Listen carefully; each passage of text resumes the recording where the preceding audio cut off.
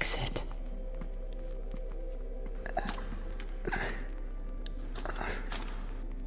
It won't open. Let me check the map.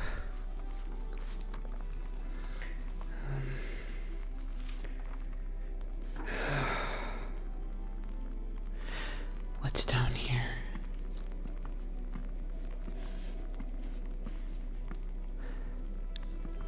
Hello?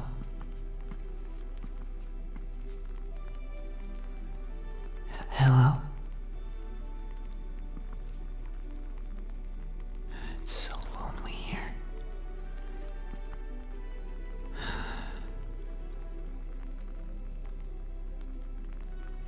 I don't know. Just gotta keep going.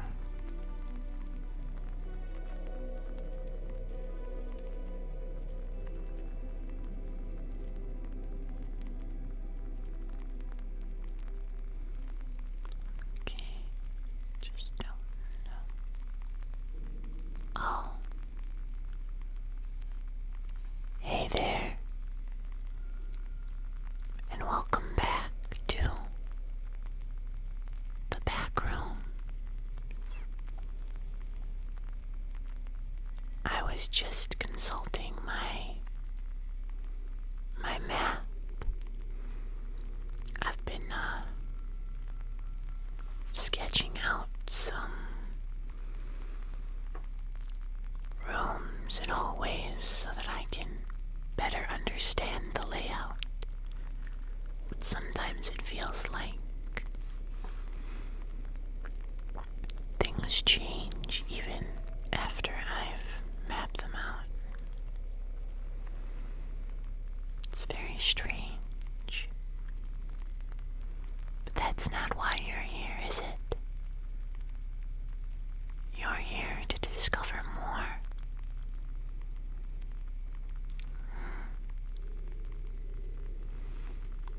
Well, then let's get cozy together and read more Backrooms lore. Let me just set that down. Where did we leave off? What's that? We left off at level 9. Oh. Yes, I just had finished level 8, right? Yes, okay, so we're on level 9. One of my favorite levels. The suburbs. Survival. Difficulty. Class. 5. Unsafe. Unsecure. Entity. Infestation. Level 9 is the 10th level of the Backrooms. This level seems to be an infinite suburban area. Level 9 is an infinite suburban area at midnight. This level has darkness similar to that of level 6. Although not as dangerous, the houses vary in design and size, and each are completely different. Although there are reports of spotting 2 houses near each other that are the same. The houses of level 9 appear to be furnished and fairly new, although there is no power source for the lighting. Systems function. Some houses have a chance of being empty. Many useful objects, such as pockets, can be found inside these houses in areas similar to them. The furniture of these houses is what a person would expect from a normal house, such as sofas, televisions, beds, refrigerators, etc. Items that require a power source are not functional.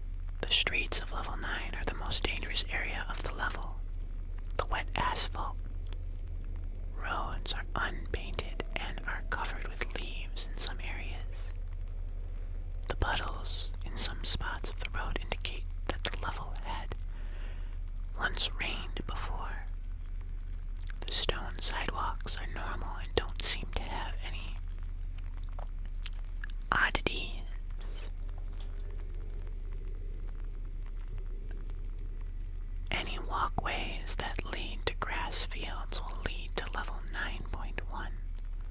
Wandering off the walkway into the fields will, for some reason, lead to level 10. The street lamps are usually powered off and are inactive, although some flicker on and off, and are sometimes even powered. It is unknown where the power originates. Be aware of the foggy mist that can appear due to the fog being the spawning mechanism for the mangled. Entities that appear in level 9 are death moths, smilers, skin stealers, jerry hounds, transporters, death rats, warning kites, and many wretches. Sightings of the frayed and the arachnids have been reported, but it would seem that they have wandered into level 9 from level 8. Level 9 also includes some of its own special entities. The most notable one includes the Neighborhood Watch, the Observer, and the Mangled.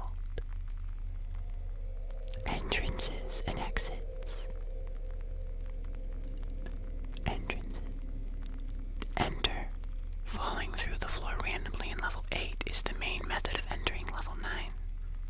For most wanderers, crawling up the sewer grate in level 34 will lead to level 9. One of the many doors inside level 92 can lead to level 9. The revolving door in level 40 will lead to level 9. The yellow arcade cabinet in level 25 will lead to level 9. Entering one of the doors in level 54 will lead to level 9. The animated houses of level 94 can rarely bring you to this level as well. Break the window in level 87 to enter level 9. The backyard of level 104 will lead to level 9 after exiting. Exits. To exit, follow the Arrow Street signs that will lead you to level 11 after 100 or 200 miles, although this will only be the case when following the signs. Walkways that lead to grassy fields will lead to either 9.1 or to 10. Level 60 can be accessed by no-clipping through the street floor in level 9. Following the electric power lines is a chance to bring you to level 113. An airport can be found while following the signs to level 11. Enter the airport to be transported to level 36. And finding a playground crawling through any sort of tube structure with white glowing interior will commonly teleport you to 283. Level 10. Bumper crop. Survival difficulty class 1. Environment 105. Low environmental risk. Exit 2 out of 5.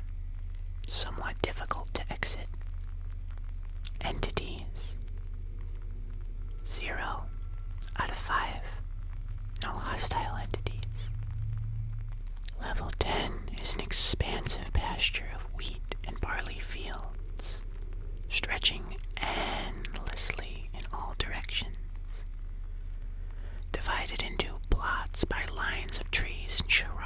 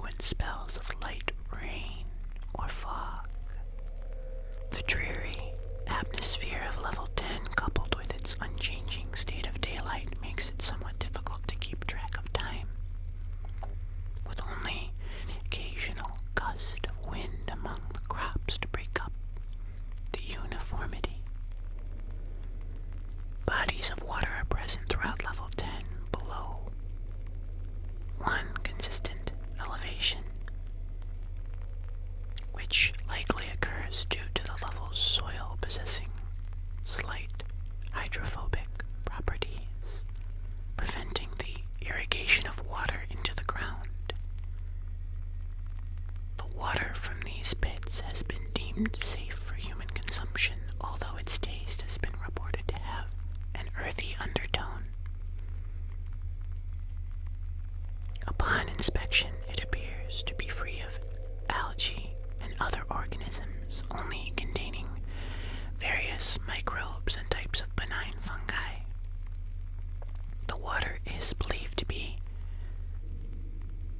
highly oxygenated, which likely contributes to its clear, seemingly uncontaminated appearance.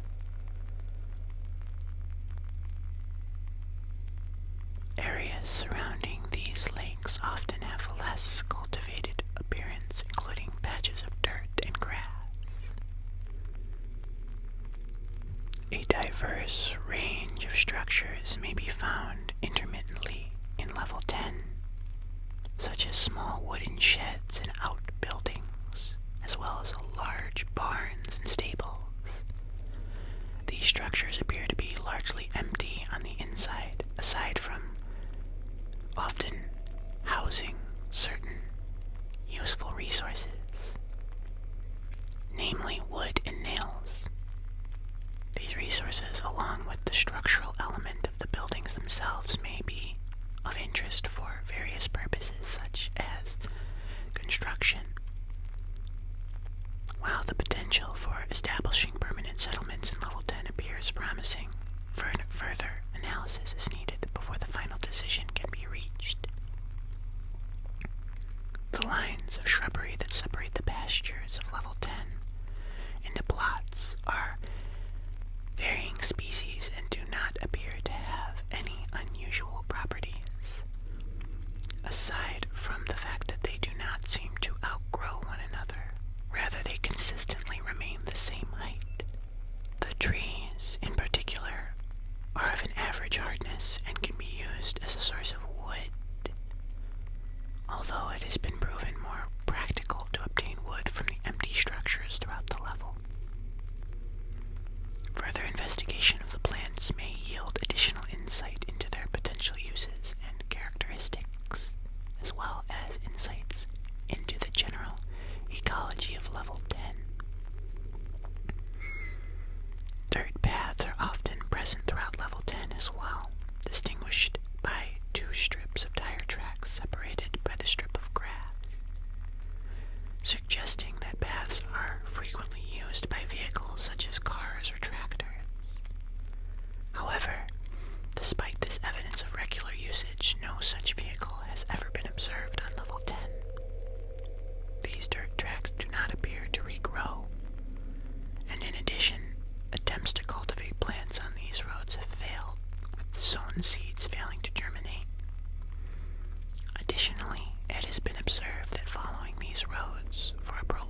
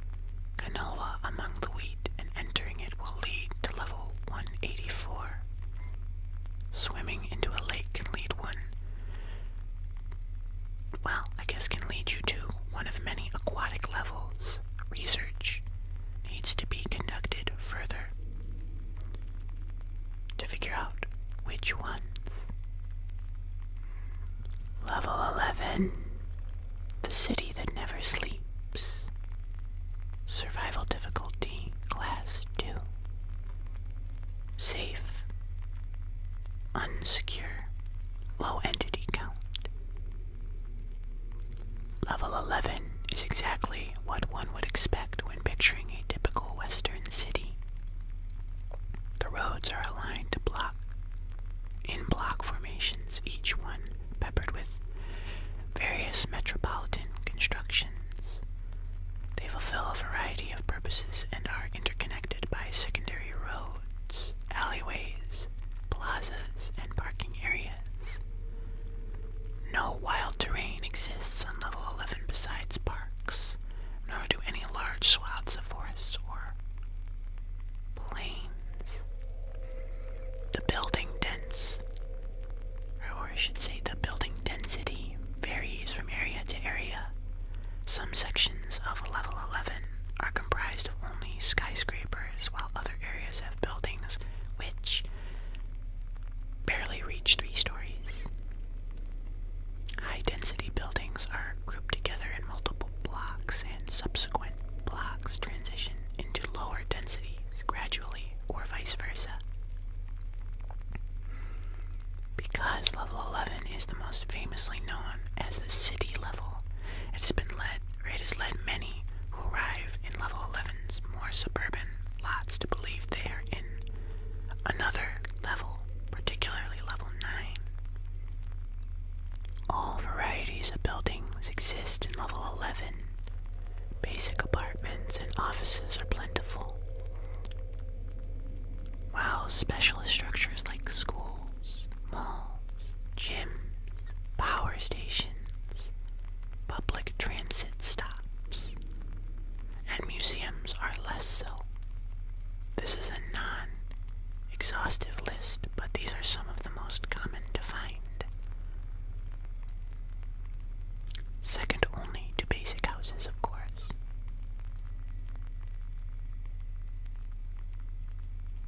Shops, offices, and factories are very common, though they are the most abundant styles. Any type of building that exists in the front rooms can exist within level 11.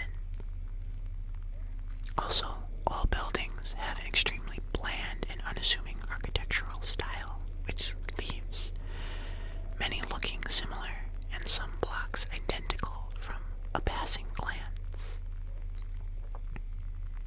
Despite the blandness, other unique features exist in level 11, such as railway lines and subways, canals, tunnels, and bridges. Subways expand infinitely, following the same layout as the roads above, and intertwining in intersections and junctions. The canals do the same, and although they start to have stations and factories or locks, they never unite with an ocean. Canals also go underground for several periods of time, connecting the subways, sewers, and maintenance passageways in fashion non-standard to Earth's architecture. All of level 11 is completely self-sufficient, and despite its quiet facade, there are many processes the level undergoes to keep itself stocked. Underground shafts perpetually mine stone, and small plantations cut down spontaneously growing trees, and refineries generate synthetic goods like plastic. This fact can be exploited not only for getting vast quantities of supplies, but also for controlling whether or not they leave where they were produced. Should a subsequential enough community reside in a factory, they may be able to limit or halt this exporting. While this would require multiple places to be claimed simultaneously to affect even just the local area, it is still viable and has been done in the past. Entrances and exits. Level 11 is accessible from almost anywhere at any time, oftentimes by accident. This page does not list all the entrances and exits from level 11, so therefore I will not. But essentially,